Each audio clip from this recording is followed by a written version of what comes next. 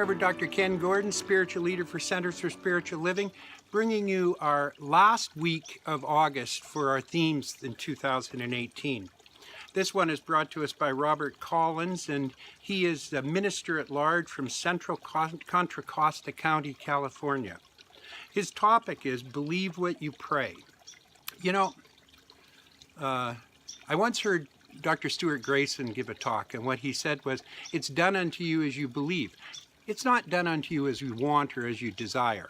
One of the things that he pointed out is that if you have a 90% faith, you'll get 90% demonstration.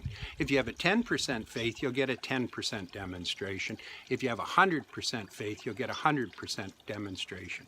I know that this sounds complex, but it's not. I have to smile and I have to laugh. I know for myself that oftentimes what I want to have happen doesn't happen because my belief system doesn't match it, because I haven't used the spiritual mind treatment or the affirmative prayer, because my faith is waning in that particular area. I'll give you an example of what I'm talking about. For years, when I would go and buy a lottery ticket, I would pick up the lottery ticket, and I would know that I was going to win that. Oh, I was going to win the lottery. I knew it, I knew it, I knew it, I knew it, I knew it. Then when I went to the teller to find out whether or not it was a winner after the draw was made, I would hand it to them, they would put it through their machine, and they'd say, sorry, not a winner. And I'd say, deep inside myself, somewhere, it would say, I knew it. You see, that's what happens to us in our life. We get and bring into our being our expectations. They show up in our life, even though they're hidden and even though we don't want them, even though they're something that we know isn't working for us. And that's why it's important for us to work on spiritual mind treatment so dedicatedly that we actually come to the place of knowing.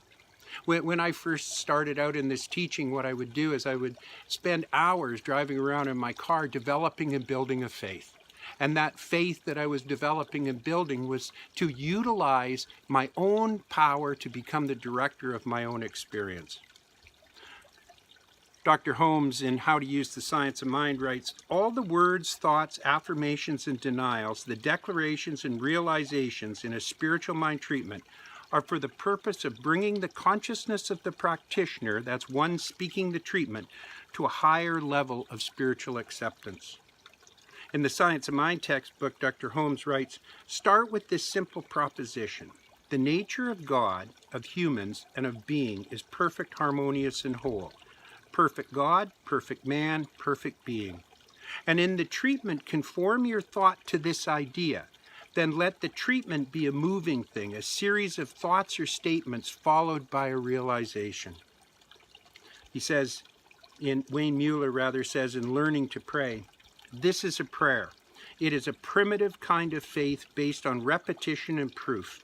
This is deep, faithful listening, waiting for what is hidden to be revealed.